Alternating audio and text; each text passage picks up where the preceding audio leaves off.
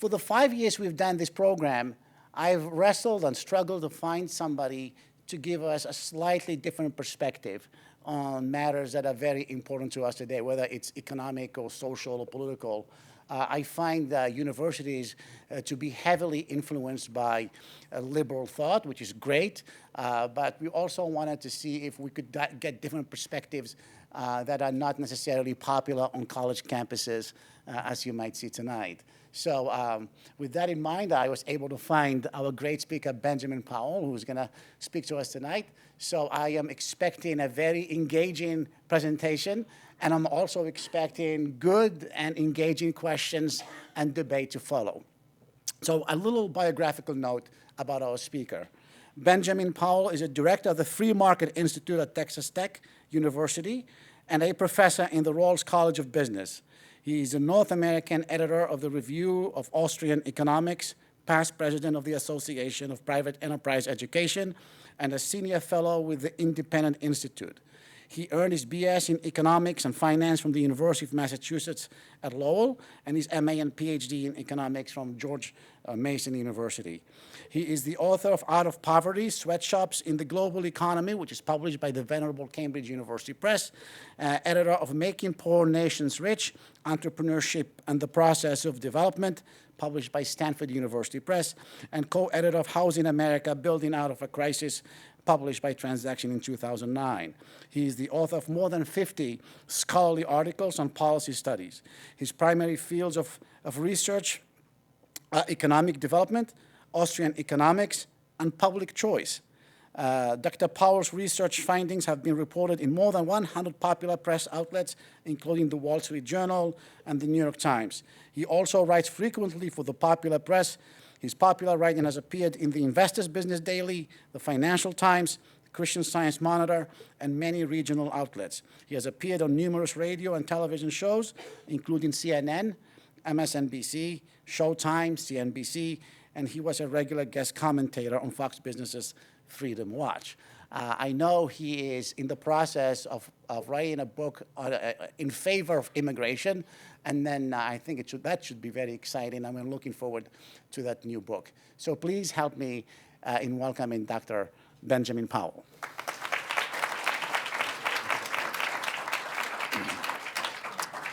All right. Thank you very much. I'm very pleased to be here with you all today to talk about this issue. I'm also very pleased that you had the foresight over 12 months ago to invite me to arrive early in New England on what turns out to be probably the best fall weekend that you will have had all season. I'm a native of Haverhill, Massachusetts, actually, so I got to come in and spend a few days with family and enjoying the nice weather this past weekend. So actually, let me start with that. As you mentioned, I did my undergraduate degree at UMass Lowell, which of course is the heart of the Industrial Revolution here in the United States. And I grew up in Haverhill, which was known as the Shoe City because it was the leading shoe manufacturer in the late 19th century here in the United States. Let me tell you about two people who worked there briefly. Christian Hansen worked at Waterhead Mills in Lowell, Massachusetts. It was a factory that processed corduroy, velvet, and other fabrics. He was a machinist. He worked on fixing belts and oiling machines. And he was going about his normal job on March 16th, 1920. And part of his job was at 5 o'clock, the factory ran on steam power in the first part of the day and then switched over to electrical power in the evening for the other shift that was working. And part of his job was to switch that over. And he threw the switch, but the compensator box was poorly grounded. He got hit with 550 volts of electricity, and he died on the spot March 16th, 1920. Around that same time, a woman named Leona Gagne began working in the Cardinal Shoe Factory in Lawrence, Massachusetts, which sits between Haverhill and Lowell. And she worked 10-hour days, up to 6 days a week. The pay was modest, but as her son put it, it helped put her through school. I knew Leona as Nana. She was my great-grandmother. Christian was my stepfather's great-grandfather. The issue of sweatshops is I grew up in the shadow of the ones that existed in the United States that aren't fundamentally different than the ones that exist in the third world today. In the talk that I'm about to give you over the next 45 minutes or so plus discussion, some people will characterize it as a defense of sweatshops, and it is in a peculiar or a particular sort of way, which I'll get to in one moment. But it's not a defense that says we don't need to care about these people, it just gives us good clothing or something like that. It's one that cares about today's Christians and Leonas around the world and asks what policies actually help them and what policies harm them. So economics puts limits on our utopias. Wishing doesn't make it so. So we have to encounter the laws of economics to find out what policies will actually advance the lives of these workers and which throw them into worse alternatives. So to begin with, why don't you all help me for just one moment? When I say sweatshop, that's a kind of loaded term. What's that mean? What's a sweatshop? What are the characteristics of a sweatshop? Someone help me out. Long hours. Long working hours, that's one characteristic. Yes, ma'am? Often a monotonous, repetitive, low-skill task. Yes? Dangerous working conditions, definitely. Other ones? Low pay, low wages, at least by the standards of the United States today or other developed countries. These are the main ones. Low pay, poor working conditions. Poor working conditions could be defined as just not having a lot of freedom to leave your tasks that you're doing, so no bathroom breaks, short lunch breaks and stuff. But it can be defined much worse than that, dangerous working conditions where you might be injured by the machinery, or as we've seen in Bangladesh, factory fires or collapses. Or it could be unhealthy conditions that over time the particles in the air might cause lung diseases and such things. Low pay and those types of poor working conditions, long hours and often unpredictable hours. These are the key things for the types of sweatshop I'm going to talk about today. While I describe them, at no point am I going to say they don't actually have these conditions. In large part, I think the activists who protest the conditions accurately describe what most of the conditions are in these countries and for the jobs that the people are working at. There is one particular type of sweatshop, though, that I am not going to talk about very much today, and it's because it's fundamentally different than all of these other types that we've just described. All of those characteristics that we just said, the factories that have those, workers still choose to work in them. Admittedly, from a bad set of options. If you had good options, you wouldn't choose that. But that choice has significance. Its significance tells us that that worker thinks that that job is the best available alternative to them, which means if we're going to advocate for changes in policies in the United States, we would better make darn sure that we're giving the worker new good options and not doing something that jeopardizes his current least bad option that they're in right now. So the type of sweatshop I'm not talking about is one where there's forced labor, where workers are literally coerced with the threat of violence of you must work here or else. The coercion, if you want to use that word, of economic necessity might drive workers to work there, but not the threat of violence from the employers. That latter type is slave labor. I think it should be universally condemned. I think we should boycott their products. I think we should prohibit them around the world because we want to dry up the demand for slave labor so people aren't enslaved. But that's not the situation that almost everything that people call sweatshops around the world is.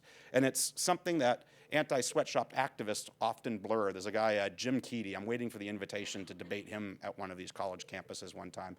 He runs around the nation giving these anti-sweatshop talks, and he wears a T-shirt that says slavery, where the V is a Nike swoosh. I think this is a tremendous injustice to the millions that have actually been held in bondage. These workers are not enslaved. They're choosing to work there and better their lives a little bit compared to their next best alternative. So in 10 years of research on this topic, I started in 2004 actually researching sweatshops. I could count on one hand the number of popular press stories I've found where there's any evidence of some sort of coercion getting the workers to go there. And it usually involves migrant workers who are going overseas and have their papers and passports held, where it's not clear whether it's a true coercion or whether it was an indentured servitude type contract.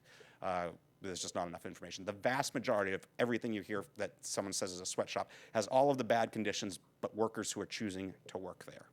So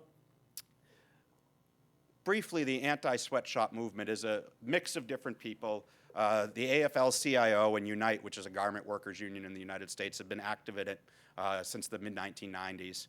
United Students Against Sweatshop Labor. I forgot to check if there's a chapter on campus here. Judging from the looks of the audience, I'm guessing there's not. Usually I can see you. They're the people glaring at me when I walk in. The National Labor Committee, International Labor Organization, various celebrities, ministers, et cetera, have been involved in this. Each group's a little bit different, but there's a kind of common basket of policies. Some groups favor one particular one over the other, but this kind of common core of things that they ask for is some sort of a minimum wage or living wage. Living just means it's tied to some local area's cost of living rather than just mandated randomly. Although I'm always curious, if you have to mandate a living wage, how was anybody living before they received it? improved health and safety working condition laws and more enforcement of the ones that exist, unionization for the workers in these countries, enforcing whatever labor laws have to exist, which are often ignored, and universally almost all of the groups condemn child labor. As one activist, a master's student at Ohio State put it, or not so eloquently put it, everybody wants to have a living wage. Everyone wants to be able to take care of themselves and their family. Everybody wants to retire and feel good, enjoy life, breathe, eat, live. You know, the regular shit. We're not asking for anything extra special. Well, I agree, it's not anything extra special, but my book and this talk is a means-ends analysis. These are our ends. We'd like them to live a better life that has this normal stuff. The question is, are those means on point number 2 there? Those policies, will they deliver it? Or will they deliver something worse than what their existing situation is? And in large part, what I'm going to tell you is most of those things will deliver something worse. Unionization, I won't say too much about, mostly because it's, let me get to that in 1 second, actually. So let's just talk about wage determination. So if we want to understand how to help these workers, we have to understand how wages are determined. So factory owner, the most they're willing to pay a worker. If a worker can create $2 a day worth of value for you, the most they're willing to pay that worker is $2 a day. At $2.01, that worker is costing you money every day they work. Factories are not charities. They will not employ them. Now, of course, a factory owner does not want to pay them $2 a day. Ideally, what would a factory owner like to pay them? 0, and just pocket $2 a day worth of profit, right?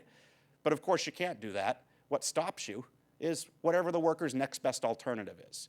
So these are our 2 wage bounds. Upper bound, workers' productivity. In econ speak, marginal revenue product, basically how much money they contribute towards the firm. The lower bound is the worker's next best alternative.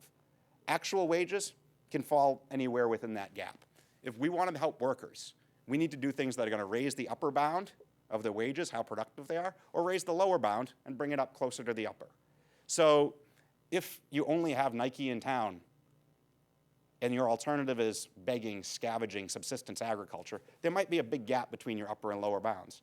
Get Reebok in town, get other apparel manufacturers in town. Those bounds start shrinking because your skills at one factory are largely transferable to skills at another factory. That helps close those bounds. But really, as we look at wages across countries, about 85% of the variation in wages is explained by productivity differences. That's the upper bound. This bargaining range stuff between the two, it's there, but it's not the main story. The main story is finding ways to make these workers more productive. Often, by the way, their lack of productivity is no fault of their own. So their own human skills are just limited by, 1, the amount of capital and technology in their society, and 2, the bad rules that govern a lot of these countries in terms of not giving them very good respect for private property rights, economic freedom, rule of law, and such. Take a Haitian out of Haiti, move him to the United States, and with his exact same skills, will earn 1,000% more than what he could earn in Haiti. So it's not just about the workers' productivity, it's about the environment that they work within. So also then, why am I not going to say a whole lot about unionization today? Unionization is not about making the workers more productive. It's about bargaining power between employers and employees. If we're talking about 15% of a gap in places that are desperately poor, we're not going to change desperate poverty by changing the bargaining range in a 15% window. The real game has to be getting them up to higher levels of productivity. So how does this interact with some of those policies on the previous slide then? You have a minimum wage. That does nothing to change the workers' productivity. You're just mandating a minimum amount they can be paid. If that's higher than what the upper bound for some workers are, those workers are going to be unemployed. When they are unemployed, they are going to go into what they deemed as less desirable alternatives, where they earn less money and have worse conditions in their own mind compared to what they had in the so-called sweatshop. People who this has become fashionable in the United States again to debate the minimum wage here in the US. The reason we don't see huge, large-scale unemployment of minimum wages in the United States is we set it at levels that are pretty close to what the minimum people would be employed at anyway is. So something like 97% of hourly employees earn more than the minimum wage anyway. You're not going to see a big effect. Now, if Elizabeth Warren has her way and jacks it up to $25 an hour or something, you'll see a bigger effect. Where is it targeted? It's youths, and particularly minority youths, who have the highest unemployment rates with the US minimum wage.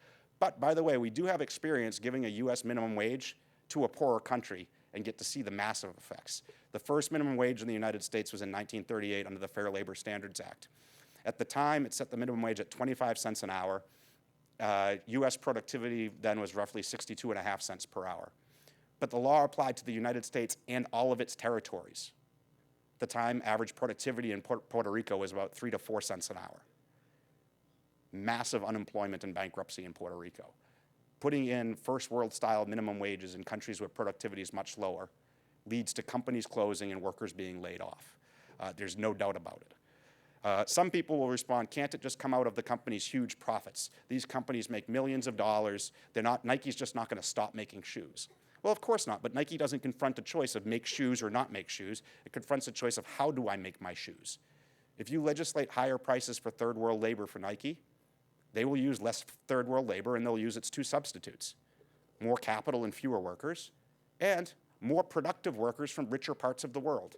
That involves a shift out of Asia towards relatively better off Latin America, and out of Latin America towards North Carolina and other places that manufacture garments, shoes, and other things in the United States, where wages are higher, but so is productivity. Simply identifying profits will not solve the situation. The employers don't transform into charities. And in fact, by the way, who employs sweatshop workers is almost always not Nike, Reebok, or any company that you'd recognize in the United States. It's domestic subcontractors who get contract work from those factories and from the major brands and send to them anyway. So I've said a little bit about minimum wages. I'll say something about a boycott right now, and we can go on to labor standards in a few minutes. Boycotts, you're drying up the demand for the product. That's the thing you want to do for slave labor, but if you do it for voluntary labor, in most of these sweatshops, what you've just done is decrease the demand for the products made for these workers. That means firms need to employ fewer of them. More of them get sent back to the farms or other places.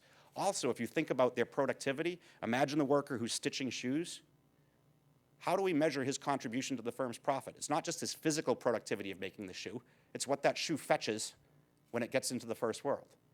Well, if you boycott, you decrease the demand for the product. That pushes price of the product down. If price of the product goes down, same guy stitching is creating less revenue per hour stitching. His upper bound just shrank through no fault of his own, but through unthinking thoughts of activists. I will say a good word for most anti-sweatshop groups. Over the last 10 years, more and more of them have moved away from doing boycotts of the products. They've got some education on this issue. A lot of them still say that they'll do it as their, quote, last resort, but try not to do them. I would encourage them to go further in that direction. So I want to talk a little bit about how these sweatshop jobs compare to the alternatives, and then I'll come back to labor standards and process of development. So in the sake of time, I'll skip some of this and just say there was a debate among economists. Basically, the free trade economists circulated a letter around 2000 to university presidents saying, hey, don't ban products made in sweatshops. It's actually going to be bad for the workers if you don't sell these products. The group called Scholars Against Sweatshop Labor circulated a letter in support of the anti-sweatshop movement. And they made one empirical point in it. They said, while it's true that multinationals pay their workers more on average than the prevailing market wage, it doesn't speak to the situation in which most sweatshop garments are made, which is by subcontractors who are working for these MNCs, not the multinationals themselves. So basically what they said is the evidence pointed to in the International Trade Economist letter saying, hey, these jobs are better than most of these economies, isn't true, because it's not the multinationals who are employing them. This is actually what got me interested in sweatshops research back then, because there was no empirical evidence on this. What we had was, individual examples like this in the popular press. This is Christoph in the New York Times, talking about how in Cambodia people scavenge from metal cans, bits of food, and trash dumps. Talks about one woman who makes 75 cents a day for her efforts, and saying, compare this to the factory jobs in Cambodia, and the idea of, working inside only 6 days a week instead of in the broiling sun for $2 a day. That's much better. Well, that's a comparison. I think it's a valid one. A lot of economists were making similar points at the time, but there was no kind of systematic evidence of how do these sweatshop jobs compare to the alternative. The workers are choosing to work in them, so they think it's better. But how much when we try to actually measure this? And that's the first article I did doing this. And I'll give you a specific example, and then we can see how it generalizes. Some of you might remember there was a Kathy Lee Gifford episode in the late 1990s where Charlie Carnegie from the National Labor Committee comes on her television show and confronts her with this girl, Wendy Diaz, and says, you're exploiting this poor girl in a garment factory. She's only earning 31 cents an hour. And Kathy Lee explodes into tears and cries, apologizes, says, I'm going to change my ways, blah, blah, blah. Well, no one made the right comparison. They were comparing 31 cents an hour to wages in the United States. But at 31 cents an hour, with a 60-hour work week, she was earning $967 a year, or $2.75 per day, which is very low by our standards. But at the time, more than 15% of Honduras lived on less than $1 a day. Nearly 30% lived on less than $2 a day. And heck, her income as a 15-year-old girl was almost 33% higher than the national average. Don't cry for her, cry for the rest of Honduras, who's in much worse alternatives. So this is the systematic comparison myself and then student, actually, co-author Dave Scarbeck, he's now a professor in London, investigated of this. So what we did is we combed all of the US and world popular news sources that we could, looking for instances of protested sweatshops. The reason we did this is there's no World Bank database. You can't download sweatshop wages. It doesn't exist. Because at the beginning of this lecture, I asked you what's the characteristics of a sweatshop. We can say low wages, poor working conditions, blah, blah, but that gets us no closer to operationalizing that's a sweatshop and that's just low-wage manufacturing in a poorer country. Where's the line? If myself and my co-author drew the line, we're opening ourselves up to criticism of whatever empirical result we get is just driven by our definition. So what we did is we let the people who are critical of sweatshops define it for us. We said, whatever you protest as a sweatshop, that's a sweatshop. So the way we did that is we comb all of the US and world major news sources and look for evidence of sweatshop protests. And then we take the wages that are quoted in those articles and say, okay, well, how much is that? Is it perfect data? No, because we don't know what exchange rate method they used or what rate they went from piece rate to hourly rate or monthly rate, what have you.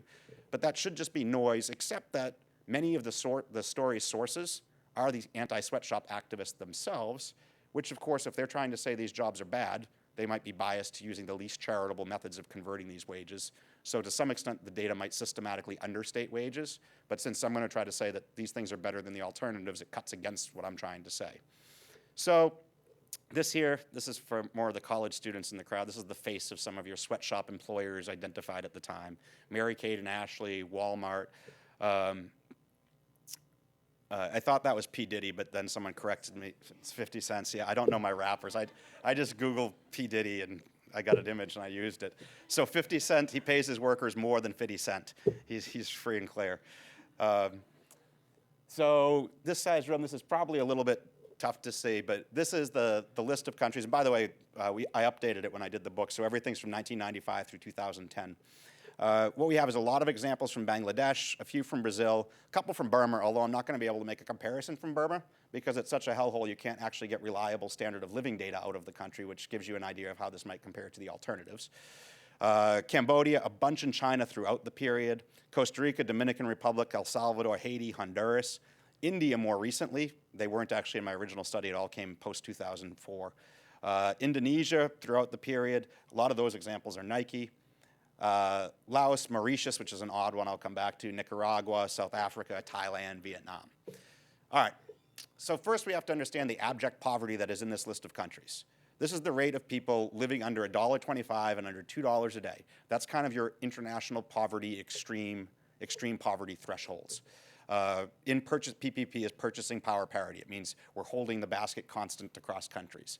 I mean, Bangladesh, this is where most of the sweatshops have been in the news the last 2 years. You're dealing with, over this period, 85% of the population living under $2 a day. Over half the population living under $1.25 a day. Just massive, widespread poverty. All of these countries, you get significant fractions of the population. And you can note some, Costa Rica, Dominican Republic, El Salvador, relatively better, but you're still dealing with 23 to 11% of your population living under $2 per day. That's a lot of extreme poverty. This is the type of poverty we do not have in the United States. Well, how do these sweatshop jobs compare? We can take this list that I had here before. On the right, it was telling you what the hourly, weekly, daily, monthly wage was, however it was reported. We can average all those together and then take a look and say if you're working 60 hours a week, which is not an uncommon work week, that's 6 10-hour days in a sweatshop, how high are your earnings compared to this? And then we can use that same purchasing power parity conversion the World Bank does to make it comparable to this chart. Here's what you get. Every one of the countries, the workers are above $2 a day. Bangladesh is the lowest, just a little over $2 a day. but 85% of the population of that country doesn't make it over that. The 4 million workers in the Bangladeshi garment industry are living better than the vast majority of people around that country.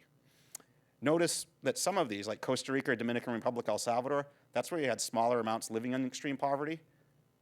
But look at the sweatshop wages. Now, this is not just your average garment factory.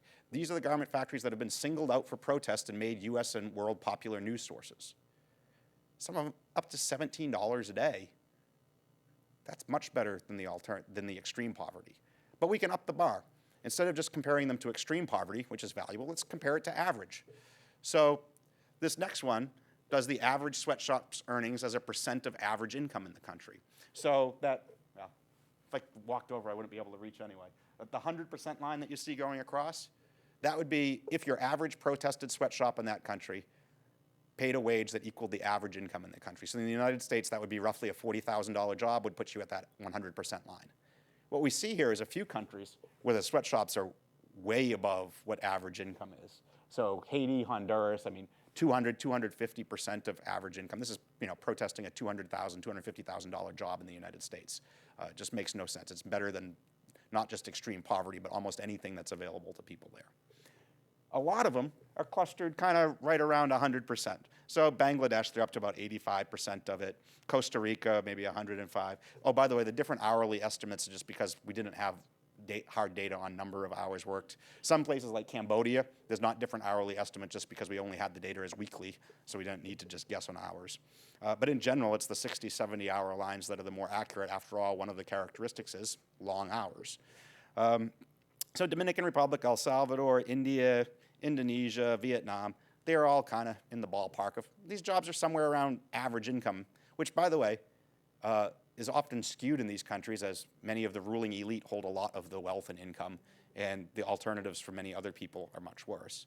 But all the same, it's still a useful comparison to make. You will notice that there are some outliers on here where it's much lower. This wasn't the case the first time I did the study in 2004. It was when I updated it for the book. But I investigated each one of these to see what's going on in these outliers. Brazil, to some extent China, Mauritius, South Africa, Thailand, these are ones where it's way down as a percent of the average income. Well, Brazil, on further investigation, it's illegal immigrants from Bolivia working on a sweatshop in Brazil. For those workers, their next best alternative is not average income in Brazil or some other Brazilian job, it's average income in Bolivia possibly, which, if I did this sweatshop's earning as a percent of that income, would be well over 100%. I'll come back to China in a second. Ditto for Mauritius. It was immigrants from much, because Mauritius is an odd one anyway. It's an African island nation with a relatively high income. It's immigrants from Sri Lanka, Bangladesh, and India who are coming there. Again, all above 100% of the income of their home countries when they come to take those jobs. Ditto with Thailand. It was people from Burma who were coming over to work illegally in the factories. China also has a migration story. But it's not, there are international migrants who come to work in their sweatshops, but the big story is internal migration in China. The coastal zones are much wealthier than the interior. It's very poor interior farmers moving across the country to work into the relatively more prosperous coastal zones. So their relative alternative of not going in the sweatshop was the extreme poverty of the interior. The only one of these that doesn't have a migration story is South Africa. That one, it was an urban minimum wage being employed to a rural area, and when the officials showed up, the workers actually rioted and threw the officials out, presumably because they understood their jobs would be in jeopardy. But there was no migration going on with that one. So while you can have cartoons in the United States that have, your small brain boss saying, hey, look on the bright side, you won't get much for your paycheck, this is just a mischaracterization of the sweatshop workers. If you're not mugging a tourist, these would be some of your better targets in these countries because they're actually earning a living in monetary terms that many aren't. So real briefly, I'll touch on working conditions and then a little bit about the process of development that cures these. So mix of compensation. So some people, and I've actually debated a woman from a labor rights group who said, I'm willing to admit that the wages are higher in sweatshop, it's the working conditions we must mandate that get better. Except these two things are intimately linked. An employer who's a profit maximizer doesn't care if he gives you $2 a day in wages, or if he gives you $1.50 in wages and 50% and 50 cents per hour in other compensating benefits of making your job safer, cleaner, more pleasant, what have you, paid vacation, doesn't matter to him. A cost is a cost. Actually, to some extent, they care about safety because if you're literally lopping off your finger every 2 seconds, that's going to increase productivity. But apart from anything that increases productivity, they're indifferent. But who does care? If any of you have had a job before, you probably care about how much of your compensation comes in the form of wages and how much comes in other working conditions. There's a reason why US miners have much higher safety rates than Chinese miners. Workers care about the mix of compensation, but when they're desperately poor and trying to feed, clothe, and shelter their family, they want much more of that mix in the form of cash to buy that food, clothing, and shelter.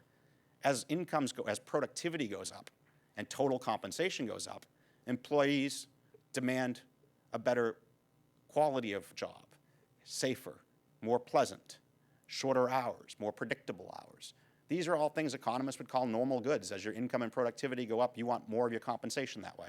Employers have every incentive to tailor the mix towards the employee's preferences. If they're doing something that costs them $2, but the employee, because it doesn't match their preferences, is only valued at $1.75, that employer is leaving profits on the table. They could remix the package, save themselves money, and make the employee happier. So compensation mixes are largely driven by your average employee's preferences. So when I pointed this out to the woman I was debating, she said, well, that's all just economic theory. And I'm like, well, it's not macroeconomics. This is actually kind of like the nonfiction part of econ. Like most economists agree on this. But I decided, you know what, we'll go out, we'll do a study and try to measure this. So identified two firms in Guatemala, Sambridge and Nicotex. And both of them were singled out by the National Labor Committee for protest for being harmful sweatshops. Their list of problems there, they said it was inadequate pay, long hours, poor working conditions. Guatemalan law mandates that they have to provide health insurance to the workers. It also says you have to give them vacation time, but one of the firms was not doing either of these things. They were verbally abusive to their employees. So the National Labor Committee went down and did a survey of the workers and asked them questions like, would you like higher pay? You can guess what the answer is. Would you like better working conditions? Actually, can we do this exercise? You're a vice president at a university. You have like a wonderful job. Would you like higher pay? Yes. Of course. Would you like a nicer office? Yes. Yes. Would you like always first-class tickets to go back and forth to the Morocco campus? Absolutely. Absolutely. He's got like one of the cushiest jobs in the world, and I'm going to keep asking him these questions. He's going to keep saying yes to them. That's the type of questions the National Labor Committee goes around the world and asks sweatshop workers. Of course everybody would like these, but they don't ask the constrained question. So total compensation is limited by productivity. That's your upper bound. How that's divided up is constrained by what the overall level is. So if I instead asked questions like, would you like to give up 30% of your pay for a bigger office? No. I might start getting different answers. So what we did is we went down to Sambridge and Nicotex and interviewed these employees and asked them the constrained questions. That's me inside of Sambridge. And incidentally, the sweat stain under my arm was not the fault of the factory. The factory was ventilated, but my car was not air conditioned that I drove there in. But it's a very fortuitous picture. When we went down and surveyed the workers, though, this here was actually a follow-up visit when I went in and I talked my way into meeting the owner of the factory and some managers. It was not an easy task. But when we initially interviewed them, we did not get company permission. We didn't do it on company property. We didn't want them to poison the responses that we'd get from the workers. We didn't want them selecting who we could talk to or trying to intimidate them in any way. So what I actually did is I hired a Guatemalan survey firm that conducts survey research throughout Latin America to go and interview as random a sample of workers as they could get outside of the factory as they were leaving and going to the bus stop, going to and from work. And so we interviewed them, and because I didn't do it myself, because I kind of stand out in Guatemala, and we didn't want to draw a lot of attention to the workers that we were surveying on this. So we did it's a whole different research paper, but for our purposes here, just the one that's relevant, is we asked them, are you willing to work for lower pay, lower wage, if your employer, and then we put the stuff on that the NLC was talking about. Reduced the number of hours you had to work, made them more predictable, gave you bathroom breaks, gave you longer lunch breaks, made them more pleasant, made your conditions safer, provided health insurance, gave you paid vacation, treated you more fairly, reduced the risk of sexual harassment, which, by the way, there wasn't reports of sexual harassment there. We just asked because we were surveying them anyway. Let's just go to the far right here column of putting the two firms together. Yes and no. No. They're not. By the way, there was a follow-up question, que mucho cazares, of if you say yes, how much pay would you give up for these things? But that became immaterial because almost all of them were not willing to give up any pay for improvements on these margins. 81% against paid vacation is as close as you came to anybody actually wanting to give up pay for this, less than 20% of the workers. All right, save the children. Okay, maybe I've got you this far, but you're like, yeah, but at least we have to be against child labor. Everything I've said so far applies to children as well as adults. Children don't work because their parents are mean or stupid. They work because their families are desperately poor. See a country escape poverty, see child labor disappear. 1993, Congressman Tom Harkin proposed a bill banning imports from Bangladesh because it was made with child labor. In response, Bangladeshi firms fired thousands of child employees. According to Oxfam, many of them became child prostitutes or starved. They work because their families are desperately poor. Taking away their factory work does not change their poverty. Most of the children work in subsistence agriculture. That's a picture off the side of a Guatemalan volcano that was coming down with 8 or 9-year-olds working in the fields. In these countries that have sweatshops, of the children working, the blue line represents the percent of those children employed in agriculture. The red line, household services, or services, which mainly is household cleaning and type chores. The green is manufacturing. A subset of green would be manufacturing for export. The vast majority of children aren't working in industries that import products to us. We don't engage in their subsistence agricultural sector. We don't engage in consuming their domestic services. When we ban products from coming into the United States that are made with child labor, we throw children out of work in manufacturing and push them into household services and farming, both places where wages are lower, and in the case of farming, where child injury rates are higher than it is in manufacturing. We're not helping the children by taking away their least bad option. The cure for child labor is economic development. This is grouping countries by fifths of income. So richest fifth of countries, virtually no children work. Next fifth, and this is 10 to 14-year-olds. Still nothing. It's not really until you get to the poorest fifth, that's incomes around $2,000 and less, that you get a third of the children working. Escape that, rates go down dramatically. The process of economic development is what gets rid of this child labor. Some people will say, well, what about child labor laws? We have laws against child labor in the United States. Well, yeah, we got one in 1938. At the time, in today's dollars, US income was over $10,000. Guess where this cutoff is, where you go from 4.5% down to second tier there, where the child labor virtually entirely disappears? That's at $11,000 per capita around the world today. The United States passed a child labor law once the market process had already caused development that eradicated child labor. The law then comes in and codifies what common practice was already doing. That's what we see with a lot of our health and safety standards laws. The types of laws that the United States has now and many agitate for to go into the third world simply did not exist when we were as poor as them. In the 19th century, when we were developing, when the Leonas and Christians worked in those factories, there weren't the type of laws that the US has today. If there had been, those jobs would have never existed. They would have raised total compensation above that upper bound, and we wouldn't have gone through our industrial revolution. The first child labor law was actually my home state of Massachusetts. It was in the 1840s. I believe the law said children under 12 can't work more than 10 hours a day in a factory. That's not a binding restriction on child labor. That's what they passed in the 1940s. The economists who have studied the state-based laws on child labor and school attendance laws basically find that there's no effect, once you control for economic development, of those laws actually getting children into school and out of factories. It was basically codification, not the actual cause. So this process of development, the sweatshops are not new. We had them in the United States. The proximate causes of high standard of living, and I'll wrap up in just one second, are capital, technology, and human capital. So physical capital to work with, better technology, and more skills. These are the things that sweatshops bring with them to these foreign countries. Relative to the domestic technology, they bring increases in technology. They bring physical capital when they come invest in opening factories. And relative to working on farming, people build skills working in the factory that allow them to increase over time. In the United States, our process was about a 100-year process, give or take a little, from what we could call pre-industrial to something that looks like post-sweatshop. In Britain, it's more like 130, maybe 150 years, depending when you want to date the start and end of these things.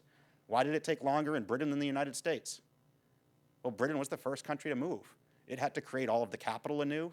It had to create the technology. Where did the United States get these things?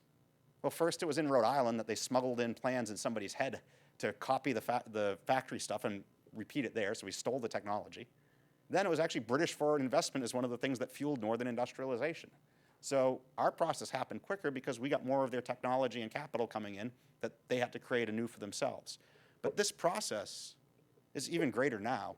Think about, if I asked you, who were the sweatshop countries circa 1950?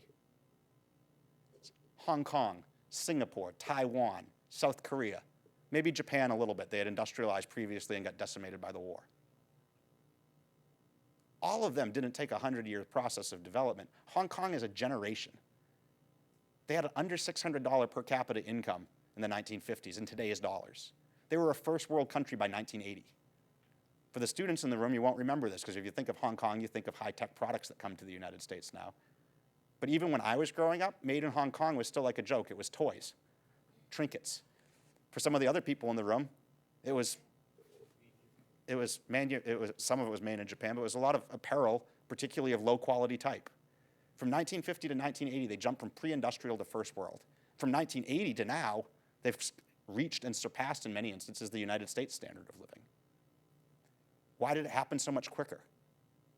Well, there's so much more capital and technology in the world today.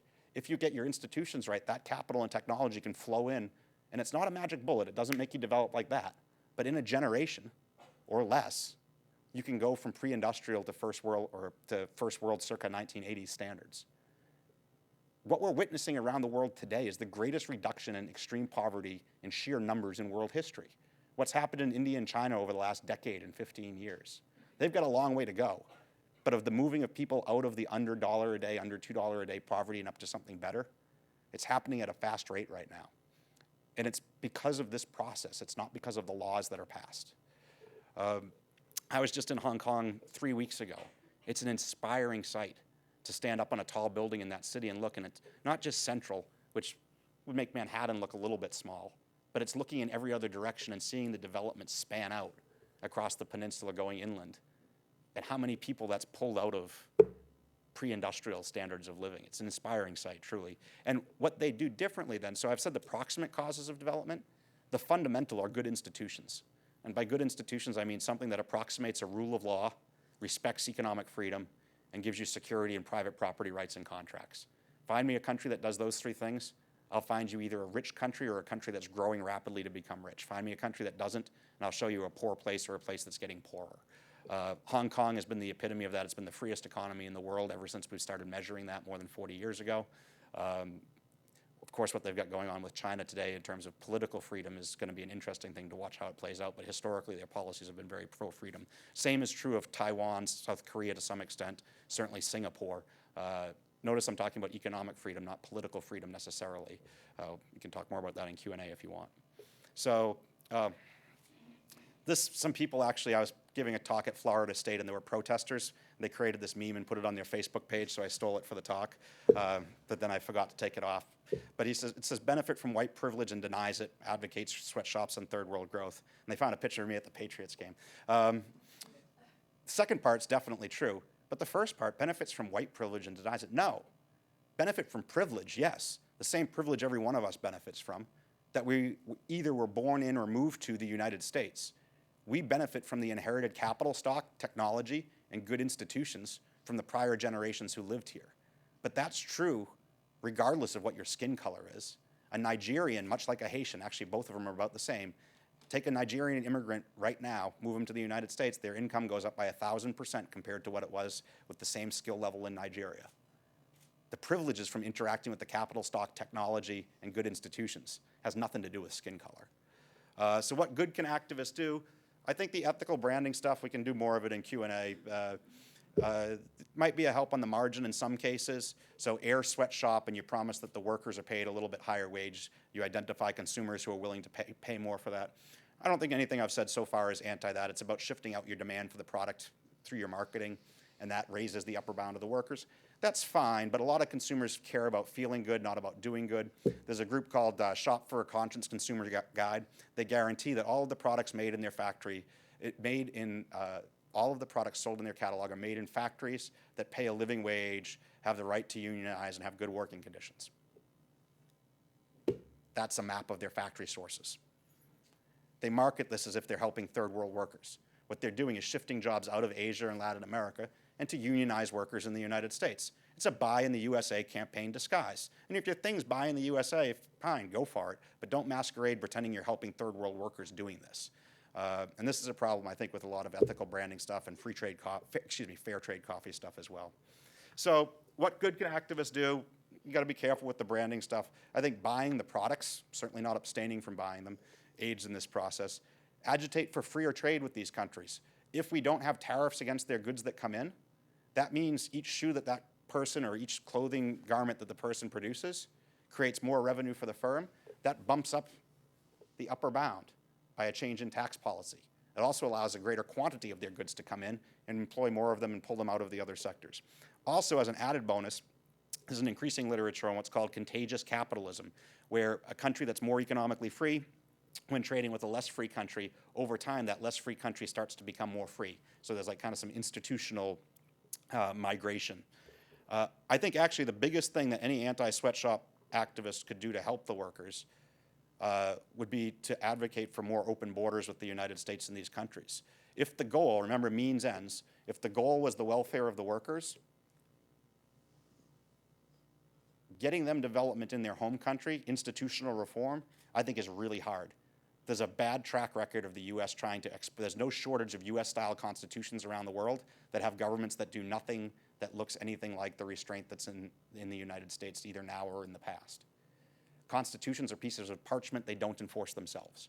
It's got to be the hearts and minds and citizens to do these things. But that means the change has to come bottom up in the country. We can spread ideas, but we can't, either with exporting paper or for that matter, the point of a gun, make people become more free. But that means if we can't give them the institutions, the only alternative is to allow some of them to use our institutions.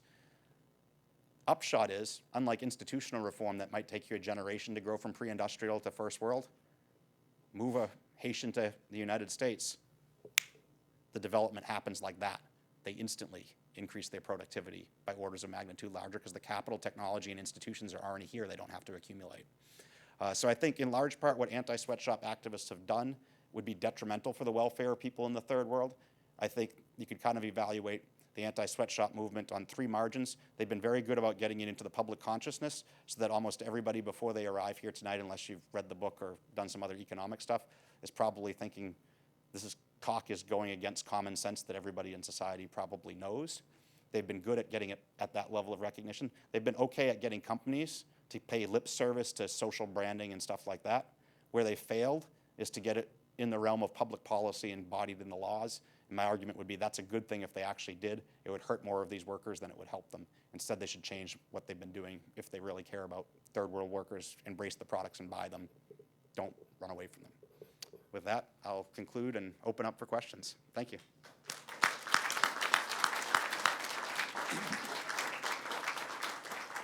There are microphones on both sides of the room, so if you have a question, please get a microphone and speak in it.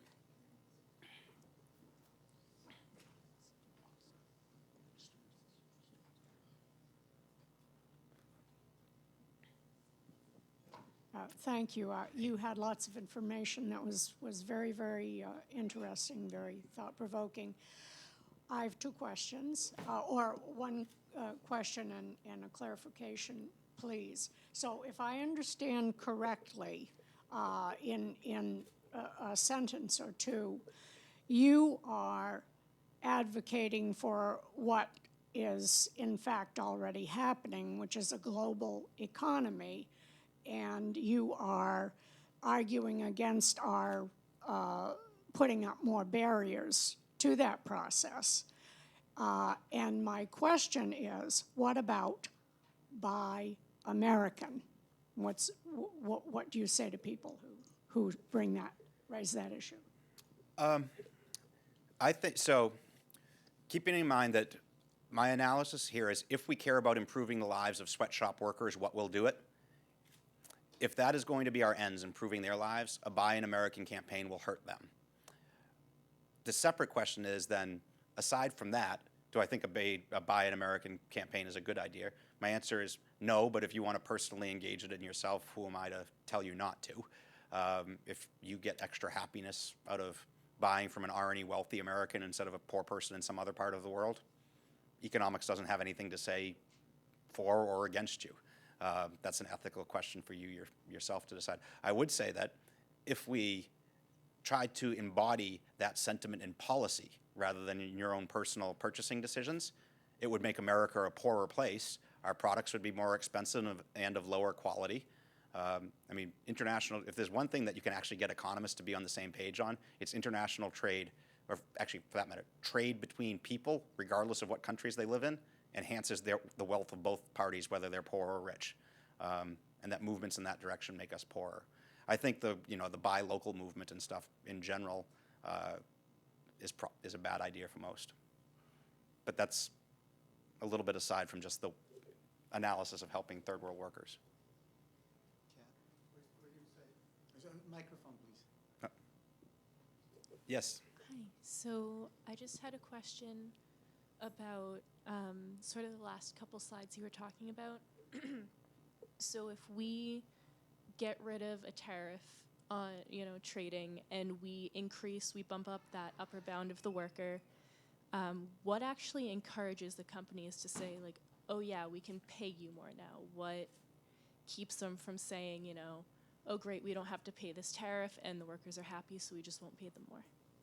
Yeah, that's a good question. The one-word answer is competition. So employers would love to just pocket that all as profit. And in the very short run, they probably will initially. But that raises the productivity of workers, not just for those firms, but for other firms competing with them, who then have an incentive to bid workers away. So the key is most of these factories are in enterprise and export zones and stuff that are all located near each other. So it's not like it's the factory isolated in the woods in the interior somewhere. It's a bunch of them together who are competing for the workers. If you make the workers, via a tariff reduction, more productive in one factory because of lower tariffs, they've also become more productive in the others, which means as long as you have a competitive, and I don't mean competitive in a narrow economic model sense, as long as you have a rivalrous labor market where workers are free to try to sell their services to different firms, that competition between the firms for the workers will push the wages up. There was middle. Here you go, sir.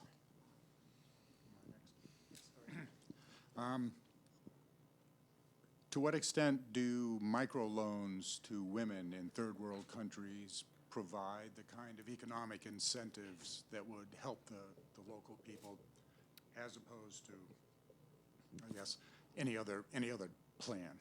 Yeah, I think the microloans are, at least when done privately by companies going in and making microloans, whether they be a nonprofit or a for-profit, I think are a help, but we shouldn't confuse it with the process of development that leads to high standards of living. What it seems, the empirical evidence, we've got about, close to 40 years of data now of microfinance programs. It seems to be pretty good at getting workers out from under the $1 and $2 a day threshold and up to the 3 and 4, but without much evidence that after they've made that jump, they continue to grow and all of a sudden have a $20,000 per capita income type thing. So it's like, it's good at getting people in extreme poverty to have more chickens than they had before for a little higher standard of living, but they can't become Purdue. And the reason they can't become Purdue is usually because their governments have bad laws and policies that have to worry about your exchange rate risk, nationalization, corruption, all of the bad institutional things. So it helps alleviate extreme poverty, and I don't think we should diminish that at all. That's an important thing, but it doesn't lead to the sustained process of development. What would be interesting is if we could see that by getting them a stake in business and in private enterprise more, that changes them as citizen activists who demand greater economic freedoms in terms of their policies from the government that would allow for that sustained development, but I just don't see any evidence of that yet. That would be the channel that you'd look for the real takeoff. But I mean, Bangladesh is the one with the longest history of these policies, of microloan stuff, and I don't see it there. Doesn't mean it's impossible. It's empirical. Okay. Not used to not calling on people. Can you go to your figure 4, please? I think it was like in the first half. I don't know what figure 4 is, but You'll see it says figure 4. thanks. They're all from different chapters in a book. There could be 4 different figure 4s. All right. Well, wait. Maybe that was it. Yeah. There we go. All right. So I thought this slide was great. I'm wondering about the movement of jobs. So it seems that the jobs would start leaving places where the bars are under 100% and going to places that are above 100%. I don't know if you have that data, or can you speak to that at all? I'm sorry. they're leaving the places that are, you Would said, they- under and going to the places that they're over? Right. Because, you know, in a place like Thailand, right, the sweatshop doesn't pay that well, right? People don't want that job anymore. No, They're- people still want that. So mind you, by the way, just this is comparing to average. Still for the worker, even if you're earning less than, you know, by definition, half of all of your jobs in your economy will be below average. Yeah. So for the worker working in them, it's still beneficial compared to their alternative, even if you're under 100. I guess what I'm trying to understand is, do you see the multinational corporations actually making decisions where, you know, let's say they were in South Korea 30, 40 years ago, there was that positive process that you talked about, and now those jobs actually move to, I don't know, Bangladesh or Haiti or Honduras. I think that's what I'm trying to say, or Okay, ask so the rather. I get what you're saying now. Yeah, most people would refer to this as like the global race to the bottom or something like that if they were trying to say it in a loaded way. Right. Yeah. So absolutely we see that. So in fact, actually though, what would happen is in the countries like South Korea, for that matter, think about the United States. We used to have lots of textile manufacturing here. Compared to average wages in manufacturing in the United States, textile workers are much below average in the US. Right. Right? Because as U.S. workers' labor has become more productive, it's been reallocated to higher skill manufacturing, to higher skill services, other things. So it tends to be in those countries that developed, these were the jobs that were once the good jobs, that as we grew and became more productive were no longer the best jobs. And eventually what you find is that firms can't even profitably employ people in these industries. So when people call it like the race to the bottom, they make it sound like it's scorched earth, like they went around and it's like, oh, you know, Hong Kong had this and all, the wages got high, so the factories left. Well, yeah, but what the hell happened? It's like they didn't become poor. What happened was the labor got so productive that the cost of using it in manufacture of low-skill product was not making high-skill products that it was better suited for. So the firms could no longer bid those workers away because they were more productive in the high-skill industries. So naturally what happens is the textile apparel jobs shrink, the other jobs grow, and the companies move to poorer places that have workers who can do the low-skill work, and that's the highest productivity that those workers can provide there. So that's exactly you're exactly right that that's the process that we see. And I'm not saying that this was your interpretation, but the interpretation I'll hear from other people is, oh, it's horrible, race to the bottom. And I'm like, no, it's more like a ladder, and these sweatshops are like the first rung on the ladder of development. And as you climb the ladder, the sweatshop jobs disappear, and some new country gets the first rung of the ladder. And the upshot, too, is that we don't have to permanently be stuck. It's like when we run out of countries, like when finally Africa gets the sweatshops, that doesn't mean they're permanently stuck at like sweatshop level of development. As they grow and become more productive, someone's still going to have to make shirts, but those shirts are going to be higher priced then and done in a higher productivity way. So apparel manufacture will eventually look like it looks like in North Carolina in sub-Saharan Africa.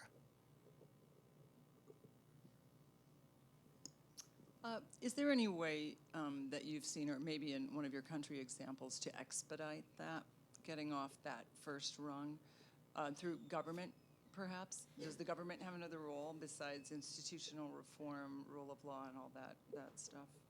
Yeah, no, I don't think so. I don't think the government's capable of picking winners. So, in fact, I've done other research on this in East Asia, particularly looking at Taiwan, South Korea, and like industrial policy and import substitution policies and stuff like that. And I would argue that it's a detriment to economic development. The government can't pick winners better than the market forces can. Like they need the profit and loss mechanism, as long as abstracting from externalities or something like that, tells us when we're creating value and when we're destroying value.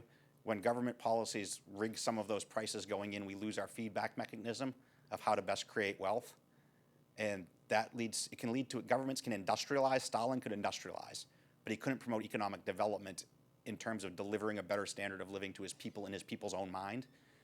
Not because he wasn't smart enough, but because the system of planning doesn't mobilize the information that's scattered in the millions of minds throughout your economy and all of the other ones. Instead, we need a system that allows that information to coordinate. Governments can't plan the market. They can blindly interfere with it and promote certain industries.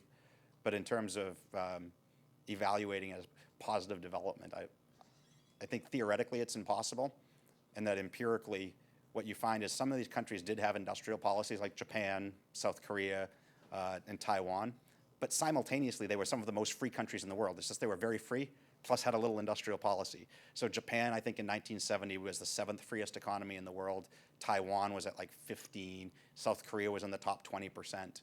And in fact, what we do have positive information on is many times of, media is the ministry in Japan that planned this stuff, of them actively discouraging things that we know were winners. So they wouldn't give Sony an export license for years. They tried to merge all of the auto companies into one company. Like 2 of the staple best Japanese exports, the ministry was trying to say structure different, and luckily stopped it. So no, I think the government's basic thing is create a level playing field where people can contract and obey the rule of law, give them freedom, and otherwise stay out of their way. You mentioned that competition would keep would allow wages to go up because a worker could simply go to another company. But I wonder, have you looked at to what extent is there a problem with collusion among corporations in maybe countries where there's less regulatory control? And have you looked at that, and does that impact your theory in any way? Yeah, I'd say actually the problem is not where there's less regulatory control, but where there's more. So collusion on an open market is very hard to maintain once you get more than a couple people involved. Most of these factories are in export processing zones where there's lots of other competitors. The idea that a bunch of them, and they're not even the big firms, they're all domestic subs, the idea that a bunch of them are colluding just doesn't hold water. Where it does is where you get the crony capitalism, where a company goes in and gets the government to give them basically a grant of monopoly privilege of, you can work in this village and manufacture, and we won't let any other competitors come in. I think I'm certainly, in terms of improving the welfare of the workers, opposed to those types of regulations that prevent the competition.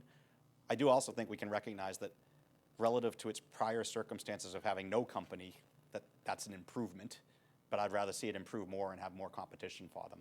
But it's usually crony capitalism that you see with it, not market collusion. And actually where you see the worst cronyism in this stuff, so I've always said that these factories provide, a better alternative than what they had. One thing, and something I go into the book a little bit, is sometimes you'll find their prior alternative that they like was destroyed. So in Indonesia, you have groups of indigenous people who lived in forests. The government, by what I would call Lockean homesteading or traditional customary law, they would have had property rights to that land for themselves. The government doesn't recognize it, throws them off the land, sells it to a logging company. It gets logged. What they viewed as their best alternative just got violently taken away from them. Then they go work in a sweatshop. And the sweatshop I don't think should be condemned. It's like the lifeboat that came in, but we should recognize the cronyism that just went on before that. I think it's mostly these interactions with the governments who actually have the power to enforce monopoly laws or to throw people off their land that I think we get the problems. All right, well, thank you all very much. I enjoyed this evening.